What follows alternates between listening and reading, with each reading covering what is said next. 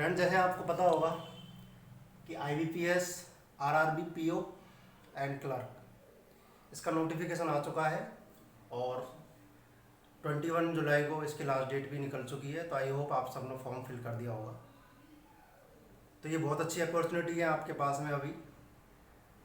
और इसका जो एग्ज़ाम है वो शायद सितंबर के लास्ट वीक में और अक्टूबर में। एग्ज़ाम का भी डेट आया नहीं है वैसे तो, पर टेंटेटिव डेट ये है इसका।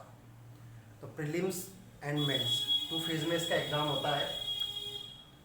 ये मैं बिगिनर्स को ध्यान में रखकर ये वीडियो बना रहा हूँ। ये मेरा आज का पहला वीडियो है और ये बिल्कुल बेसिक सिलेबस, स्ट्रेटजी और कौन कौन से चैप्टर है मैथ्स एंड रीजनिंग में, उनके बारे में डिस्कस करूँगा आप लोगों से। तो सबसे पहले आपको ये पता होना चाहिए कि इन दोनों के एग्ज़ाम्स के अंदर 2 फेज़ में एग्ज़ाम होता है, प्रीलिम्स एंड मेंस।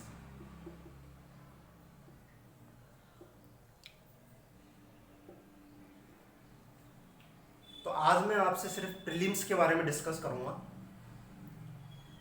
क्योंकि प्रीलिम्स का पेपर निकलना इतना ज़्यादा आसान भी नहीं है तो इतना ज़्यादा टफ भी नहीं है। अगर आप प्रीलिम्स ही क्लियर नहीं कर पाओगे तो मेंस में कैसे बैठोगे।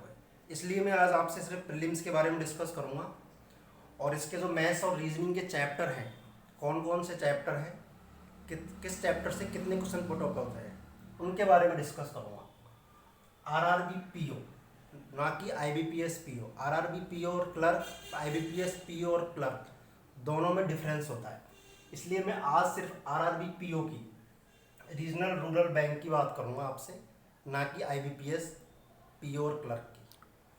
तो फर्स्ट ऑफ ऑल मैं आपसे प्रीलिम्स के बारे में डिस्कस करने जा रहा हूँ आज। प्रीलिम्स 80 मार्क्स का होगा दोनों में, PO and clerk. Time duration इसका 45 मिनट्स होता है। 80 क्वेश्चन 45 मिनट्स। इसमें सिर्फ 2 सेक्शंस होंगे आपके पास, reasoning and maths. 40 reasoning, 40 maths. इस 45 मिनट्स के अंदर कंपोजिट टाइम है, इसमें सेक्शनल टाइमिंग नहीं रहेगा। प्री के अंदर, प्री में आपको 45 मिनट्स ही मिलेंगे और 80 क्वेश्चन है। ऐसा नहीं है कि 22 मिनट्स रीजनिंग को है, 23 मिनट्स मैथ्स को है, ऐसा कुछ नहीं है। कंपोजिट टाइम आपके पास 25 मिनट्स का रहेगा, 45 मिनट्स का, और इसमें आपको 80 क्वेश्चन सॉल्व करना है।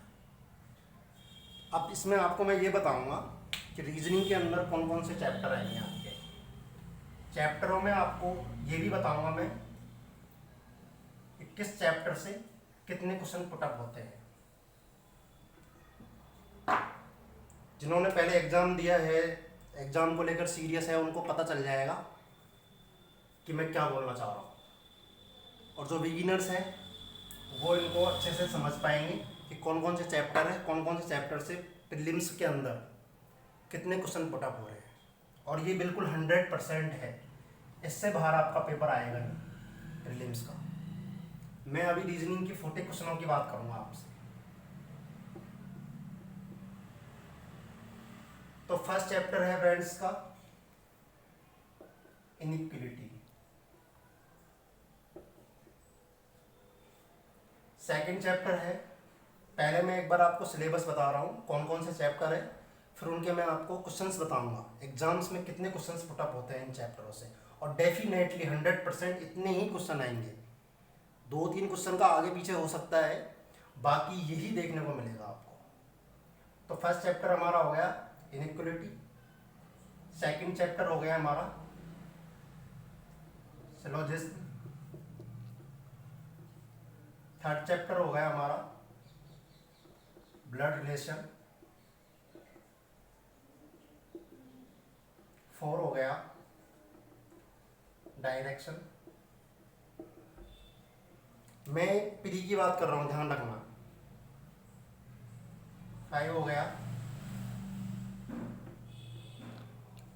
Input output. 6 नंबर पे आता है हमारा puzzles and seating arrangements. 7 number पे आएगा अल्फाबेट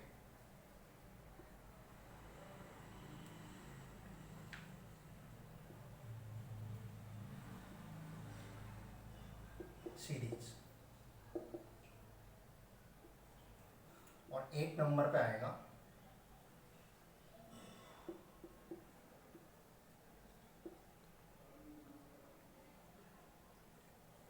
अर्थमेटिक सीरीज।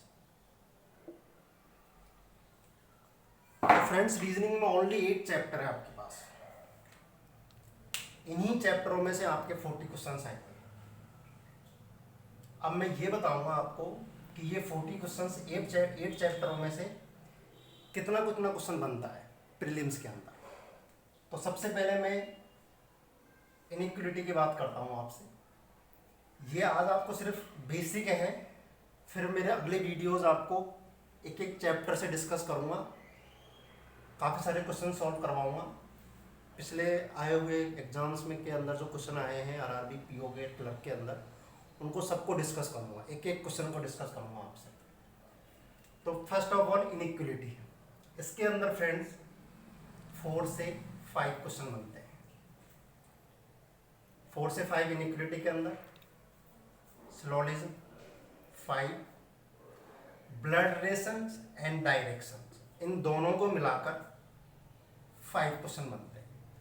या तो ब्लड रिलेशन के 3 आ जाएंगे, डायरेक्शन के 2 हो जाएंगे, या फिर डायरेक्शन के 3 हो जाएंगे और ब्लड रिलेशन के 2 हो जाएंगे। ओवरऑल आएंगे 5 क्वेश्चन इसमें। अब आता है इनपुट आउटपुट।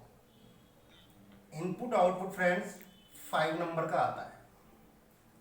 ये अभी तक आरआरबी के एग्जाम्स में प्रीलिम्स के अंदर तो आया नहीं है। आईबीपीएस पीओ, आईबीपीएस क्लर्क, इन दोनों के तो प्री में ही आता है।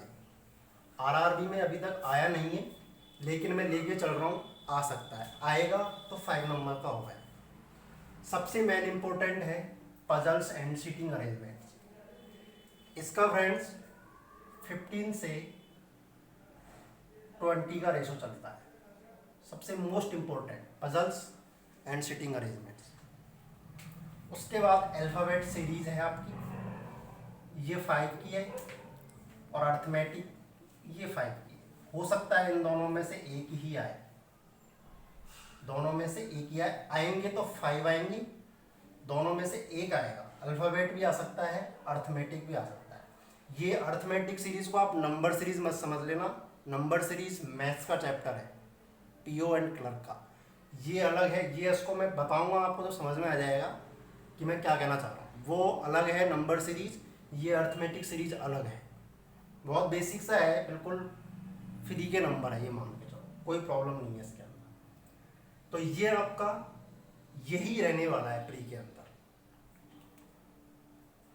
Inequality, syllogism, blood relation, direction, input output, puzzles and seating arrangement, alphabet series, arithmetic. और 9 नंबर पे आपका 1 या 2 क्वेश्चन कभी भी पुटअप हो सकता है, वो है रैंकिंग्स। पजल्स भी बन जाती है 2 नंबर की, 3 नंबर की, मैं वो सब बता दूंगा आपको। तो ये है आपका फिक्स है, 9 चैप्टर है, ज़्यादा लंबा सिलेबस नहीं है। और आई थिंक अभी भी आपके पास 45 डेज बचते हैं एग्ज़ाम्स के लिए। तो आप मुझसे जुड़े रहिए, मैं आपका 45 डेज में ये सब कंप्लीट करवा दूंगा। रीजनिंग का प्रीलिम्स की आप इतना हो जाओगे कि हाँ एग्ज़ाम दे के आओगे तो आपको लगेगा कि मेरा पेपर निकल सकता है। बस मेरी स्ट्रेटजी को फॉलो करना है आपको कि कैसे करना है।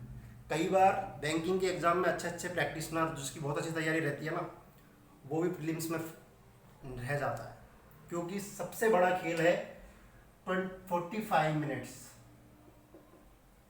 इसमें आपको 80 क्वेश्चन सॉल्व करने होते हैं। अगर आपका चलते एग्ज़ाम में अगर 2 से 3 मिनट भी ख़राब हो जाएगा ना तो आपका पेपर अटक सकता है। इसलिए प्रीलिम्स पे थोड़ा सा आपको फोकस करना है। मैं मेंस तक का पढ़ाऊँगा आपको, लेकिन अभी मैं फर्स्ट ऑफ ऑल डिस्कस कर रहा हूँ प्रीलिम्स को लेकर। तो ये हमारा रीजनिंग का है, इससे बाहर कुछ नहीं आने का रीजनिंग। रही बात लॉजिकल रीजनिंग की, वो चैप्टर है आपका एक रीजनिंग के अंदर, वो प्रीलिम्स में नहीं आता है, वो मेंस का चैप्टर है, वो मेंस में ही आता है। तो मैं मेंस की स्टेज से बताऊंगा आपको, पहले अभी मैं प्रीलिम्स का बता रहा हूँ, कम पढ़ाऊँगा आपको सारा कंप्लीट, लॉजिकल रीजनिंग भी पढ़ाऊँगा। लेकिन अभी मैं आपको सिर्फ प्रीलिम्स के बारे में बात कर रहा हूँ, और जब मैं चैप्टर स्टार्ट करूँगा तब आपको मैं लॉजिकल रीजनिंग के बारे में बताऊँगा। तो लॉजिकल रीजनिंग प्री में आएगी नहीं, प्री के चैप्टर सिर्फ ये है, इनसे बाहर कुछ नहीं आने वाला रीजनिंग में। तो आप समझ गए होंगे रीजनिंग का तो ये सिलेबस ये है हमारा। अब मैं आपको मैथ्स के बारे में डिस्कस करता हूँ।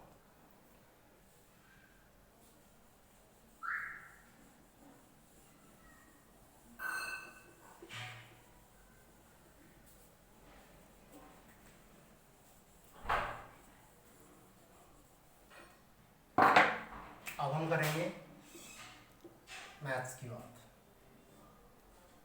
इसमें भी वही 140 क्वेश्चन है। तो रीजनिंग के हम डिस्कस कर चुके हैं, अब मैं मैथ्स के बारे में बताता हूँ आपको। मैथ्स में कौन कौन से चैप्टर है और कौन कितने क्वेश्चन वहाँ से पुटअप होंगे, यही होंगे जो मैं बता रहा हूँ आपको। इससे बाहर पेपर आएगा नहीं आपका। आज सिर्फ मैं आपको सिलेबस के बारे में और चैप्टरों से डिस्कस कर रहा हूँ, चैप्टरों के बारे में और उनके क्वेश्चंस कितने पुटअप होते हैं उनके बारे में डिस्कस कर रहा हूँ। जब मैं नेक्स्ट क्लास लूँगा तो हर चैप्टर को आपको अच्छे से रीड करवाऊँगा। और ध्यान रखना, सिर्फ 45 डेज है आपके पास। अगर जॉब लेनी है 45 डेज है, आप मुझसे जुड़े रहिए। 45 डेज के अंदर मैं प्रीलिम्स और मेंस, जब मैं चैप्टर स्टार्ट करूँगा तो मैं ये नहीं देखूँगा कि ये प्रीलिम्स है, प्रीलिम्स के लिए क्वेश्चन है या मेंस के लिए। मैं जीरो से हायर लेवल तक आपको लेके चलूँगा हर चैप्टर के अंदर। आज सिर्फ तो मैं डिस्कस कर रहा हूँ कि कौन से चैप्टर से क्या पुटअप हो रहा है। मेंस का भी डिस्कस करूँगा आपसे 1-2 वीडियो के बाद में। मेंस की स्ट्रेटजी अलग है बिल्कुल, मेंस में अलग देखने को मिलता है पेपर, इसलिए मैं आज सिर्फ प्रीलिम्स की बात कर रहा हूँ। तो मैथ्स की बात करते हैं फ्रेंड। मैथ्स में सबसे पहले आता है आपका अप्रॉक्सीमेशन।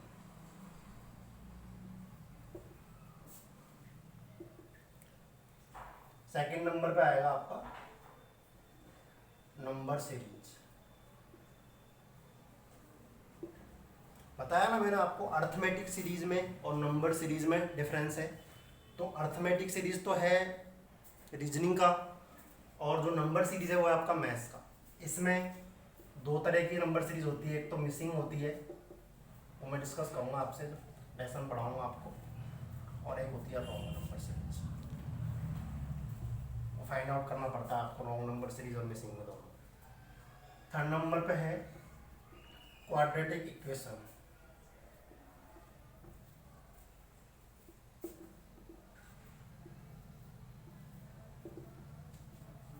फोर नंबर पे फ्रेंड सबसे मोस्ट इंपॉर्टेंट है आपका DI, और 5 पे आपका बचता है मिसलेनियस। इसमें आपके चैप्टर्स के क्वेश्चन होंगे। तो अप्रोक्सीमेशन के फिक्स है फ्रेंड्स 5 क्वेश्चन। 5 नंबर की आपकी नंबर सीरीज होगी,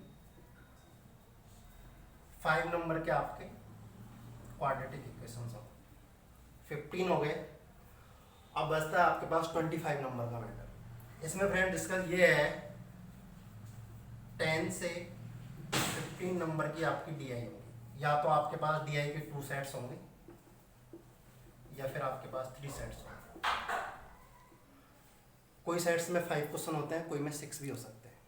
तो ये है। बाकी के आपके ये है 10 से 12 मिसलेनियस क्वेश्चन जो अर्थमेटिक के हैं। उसमें आपके चैप्टर आएंगे profit and loss, percentage, time and work, boat and stream, trend, average, age relation, time and work, CI/SI और प्रोबेबिलिटी। ये आपके मैथ्स के चैप्टर रहेंगे। तो मैं इनको जब मैथ्स शुरू करूँगा तो आपको एक एक चैप्टर के बारे में बताऊँगा। अभी आज मैंने सिर्फ बेसिक बताया है आपको, यही क्वेश्चन आने वाले हैं आपके। मैथ्स के अंदर। 40 क्वेश्चनों में 5 क्वेश्चन अप्रोक्सीमेट के रहेंगे। अप्रोक्सीमेशन कुछ नहीं है फ्रेंड्स, कैलकुलेशन से ओनली आपको उसका अप्रोक्सीमेट आंसर देना होता है। एग्जैक्ट आंसर उसमें लगता नहीं है, अप्रोक्सीमेट है। वो सारे ट्रिक्स बताऊंगा आपको कैसे निकालते हैं अप्रोक्सीमेट को, कैसे करते हैं, बहुत ईजी है। नंबर सीरीज है, नंबर सीरीज में आपको बहुत अच्छे से बताऊंगा कैसे फाइंड आउट करते हैं। 5 क्वेश्चन आप 2 से 3 मिनट्स के अंदर कर सकते हो। क्वाड्रेटिक इक्वेशंस है, ये बिल्कुल 5 क्वेश्चन बहुत ही ईजी है, इनको आप मुश्किल से 1 या 2 मिनट के अंदर कर सकते हो। तो टाइम मैनेजमेंट का बहुत ज़बरदस्त खेल है फ्रेंड्स। आपको सिर्फ अच्छे से ध्यान देना है ना, तो वो है रीजनिंग के अंदर। रीजनिंग में भी क्या है, puzzles and seating arrangement. Puzzles and seating arrangement के बिना आप जॉब नहीं ले पाएंगे बैंकिंग के अंदर, क्योंकि बहुत इंपॉर्टेंट रोल रहता है पजल्स एंड सीटिंग अरेंजमेंट का। और आपने देखा होगा नंबर ऑफ क्वेश्चंस में भी उनका बहुत बड़ा रोल होता है। लगभग 20 से 22 क्वेश्चन तक पजल्स एंड सीटिंग अरेंजमेंट्स के बनते हैं। अब हमारी रेंज का देखते हैं, तो कई क्वेश्चनों में तो हमको रेंज देख के पता चल जाता है कि ये हमसे होगा या नहीं होगा, होगा तो कितने मिनट में हम सॉल्व कर देंगे। लेकिन पजल्स के अंदर सबसे बड़ी दिक्कत ये होती है फ्रेंड्स कि जब तक हम उसमें 2 से 3 मिनट अपना दे नहीं देते हैं, तब तक तो हमें यही पता नहीं लगता है कि ये होगी या नहीं होगी। लेकिन मैं उसके बारे में पूरी स्ट्रेटजी बताऊंगा आपको, कैसे आपको पजल्स को करना है, कैसे आपको उनको अरेंजमेंट को सेट करना है। तो ज़्यादा टाइम नहीं लगेगा अपन को, आप बस जुड़े रहिए मुझसे। 45 डेज है आपके पास, ये ध्यान रखना। 45 डेज के अंदर मैं गारंटी लेता हूँ आपकी प्रीलिम्स क्लियर कराने की। बस आप, मैं जैसा कहूँगा वैसा करना पड़ेगा आपको। मुझे फॉलो करना पड़ेगा, जो मैं बोल रहा हूँ उसको ध्यान से सुनना मेरी बात। अगर जॉब लेनी है तो जो मैं बोलूँगा वो करना पड़ेगा आपको। अब वो कैसे मैं पढ़ाता हूँ क्या है वो तो अलग बात है, बट आपको भी थोड़ा सीरियसनेस दिखानी पड़ेगी इसके अंदर, तभी जॉब मिलेगी, वरना ऐसे तो आएगा नहीं। 45 डेज है, तो ये ध्यान रखना है आपको। आप 5 सितंबर के लास्ट में आपका प्रीलिम्स के स्टार्ट हो जाएंगे एग्ज़ाम्स, और शायद अक्टूबर तक चलेंगे ये। तो पहले तो आपका आरआरबी पीओ का एग्ज़ाम होगा, उसके बाद आपके क्लर्क के एग्ज़ाम होंगे। ठीक है फ्रेंड्स, तो ये आज का हमारा बेसिक इंट्रोडक्शन था आरआरबी पीओ और क्लर्क को लेकर। तो ये मैंने आपको बताया है आज प्रीलिम्स की स्ट्रेटजी क्या होनी चाहिए, और स्ट्रेटजी तो मैं हर अपने वीडियोज़ में डिस्कस करूँगा आपसे। हर कब आपको मॉक लगाने हैं, कैसे आपको क्वेश्चनों को सॉल्व करना है, ये सारा सब कुछ बताऊँगा। बस आप मुझे फॉलो करना, बस जो मैं बोल रहा हूँ उस पर ध्यान देना, और जो मैंने बताया है आपको आप चेक कर लेना, प्रीवियस पेपर्स उठा के देख लेना। जो मैंने बताया है उससे बाहर आया नहीं है प्रीलिम्स के अंदर, बिल्कुल नहीं आया है। बस आपको 80 में से 80 क्वेश्चन है, 45 मिनट्स है, ये ध्यान रखना है। कई टीचर्स बैंकिंग के ये बोलते हैं कि बैंक में तो बहुत ज़्यादा स्पीड की ज़रूरत पड़ती है, स्पीड बगैर तो काम ही नहीं होता। वो बोलते हैं स्पीड और एक्यूरेसी दोनों होनी चाहिए। पहले वो स्पीड को लेते हैं, फिर वो एक्यूरेसी को लेते हैं। लेकिन मैं कहूँगा आपको पहले स्पीड नहीं, पहले आपको अपनी एक्यूरेसी सही करनी होगी, उसके बाद में आपकी स्पीड। एक्यूरेसी का बहुत ज़बरदस्त रोल है फ्रेंड्स इसमें। अगर आपकी एक्यूरेसी सही नहीं है तो बहुत दिक्कत हो जाएगी। इसलिए पहले एक्यूरेसी फिर स्पीड, ना कि स्पीड प्लस एक्यूरेसी, ये ध्यान रखना। एक्यूरेसी बहुत इंपॉर्टेंट है। एक्यूरेसी के आप सोच भी नहीं सकते हो, अगर आपने 80 में से ओनली 50 क्वेश्चन अटेम्प्ट किए हैं एग्जाम्स के अंदर, और 50 के 50 अगर आपके राइट है 100% एक्यूरेसी के साथ में, तो IBPS आपको बोनस के 5 या 6 प्लस मार्क्स देता है। यानी कि आपके मार्क्स 55, 56 के अंतर्गत आते हैं। इसलिए मैं आपसे स्पीड की बाद में बात करूँगा, पहले आपसे एक्यूरेसी की बात करूँगा, क्योंकि एक्यूरेसी बहुत इंपॉर्टेंट रोल निभाती है बैंकिंग के एग्जाम के अंदर। तो वो मैं सारा डिस्कस करूँगा आपसे, एक्यूरेसी के बारे में भी, एक्यूरेसी कैसे डील करना है, कैसे आपकी एक्यूरेसी सही आएगी। 100% एक्यूरेसी होनी चाहिए आपकी, चाहे स्पीड बहुत स्लो हो, फर्स्ट में आपके अटैम्प्ट बहुत कम हो, कोई प्रॉब्लम नहीं है। अभी 45 डेज़ है, 45 डेज़ आप मुझसे जुड़िए, बस बिलीव करिए मुझ पर, उसके बाद में आपको रिजल्ट दिखेगा। तो ये है फ्रेंड्स आज का मेरा वीडियो, तो इसको सब्सक्राइब करना और पसंद आए तो लाइक करना। Thank you.